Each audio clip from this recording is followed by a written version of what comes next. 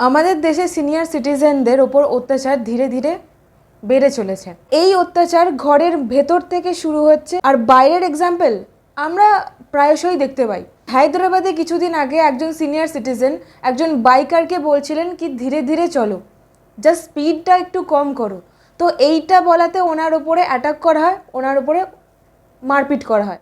এখন এবারে আমাদের দেশে একসময় মা বাবার সম্পত্তির ওপরে নজর দেওয়া, মা বাবার সম্পত্তির ওপরে অধিকার দেখানো, এই জিনিসটাকেই অপরাধ বলে মনে করা হতো।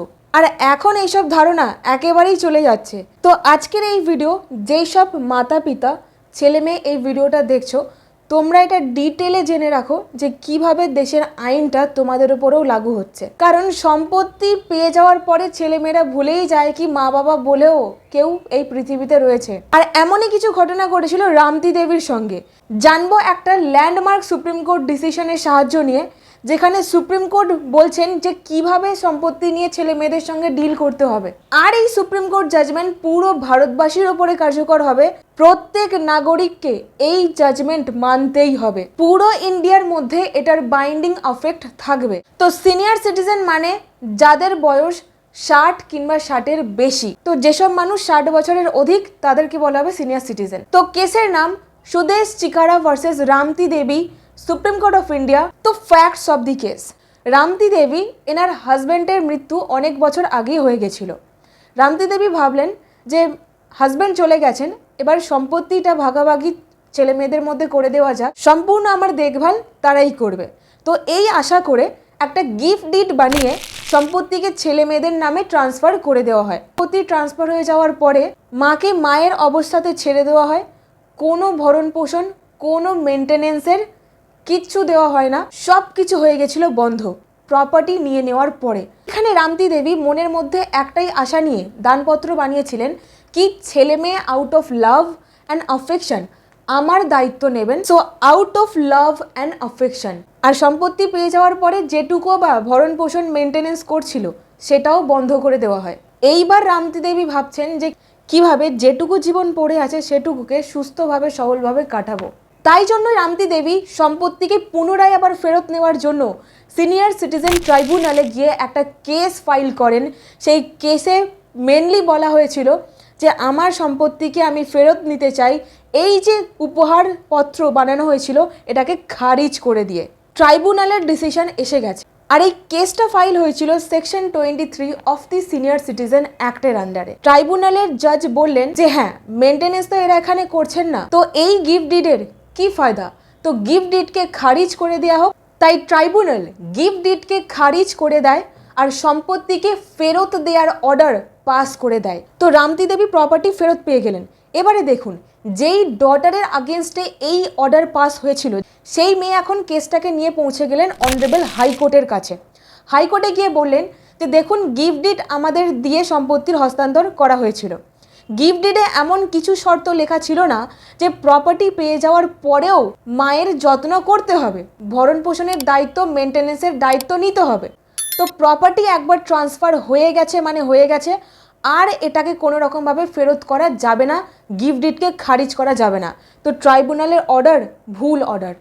হাইকোর্টে এই আর্গুমেন্ট রাখা হলো। এবার মাননীয় হাইকোর্ট রায়তে বললেন রামতি দেবীর কাছেই প্রপার্টি থাকবে। নিম্ন আদালতের রায়ের সঙ্গে সমর্থন দেখিয়ে দিলেন।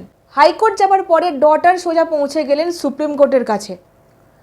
সুপ্রিম কোর্টের সামনে দু তরফেরই অ্যাডভোকেট আর্গুমেন্ট পেশ করলো, ফ্যাকচুয়াল গ্রাউন্ডস দেখলেন। দু তরফকেই শোনার পরে ডিটেলে সিনিয়র সিটিজেন অ্যাক্টের সেকশন 23-কে কোট করলেন। এই কেসটা ভারতের আইন অনুযায়ী সিনিয়র সিটিজেন অ্যাক্টের মধ্যে ফাইল করা হয়েছিল, কারণ দেশের সিনিয়র সিটিজেনদের প্রোটেক্ট করার জন্য যাতে সুরক্ষা দেওয়া যায় এমন একটা আইন যেটা ভারত সরকার নিয়ে এসেছিল 2007 সালে, যেটার নাম হচ্ছে maintenance and welfare of parents and senior citizens act 2007, শর্টে MWPSC অ্যাক্ট 2007। এই ধারাতে এখানে পরিষ্কারভাবে বলে দেওয়া আছে দুটো শর্তর কথা।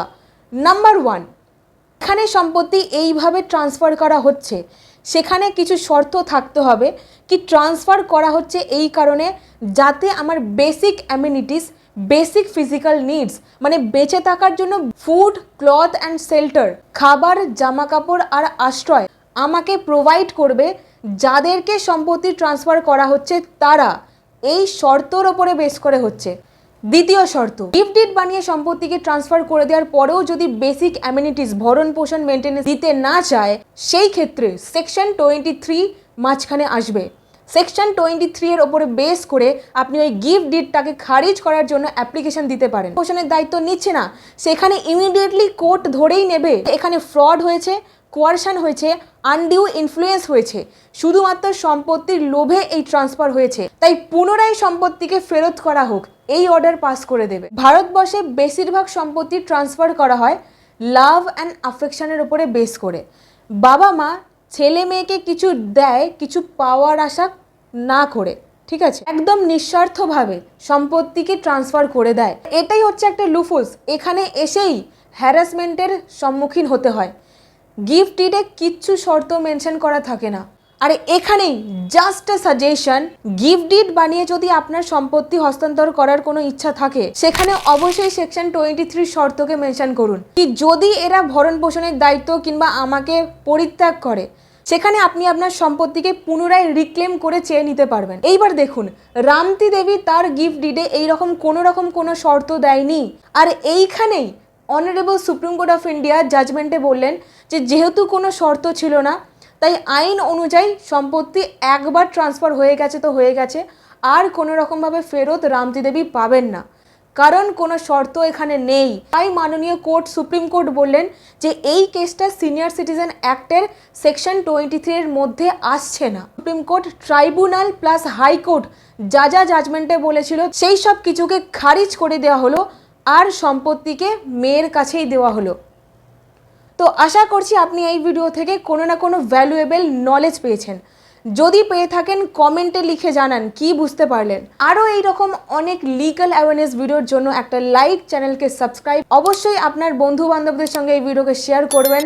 অসংখ্য ধন্যবাদ।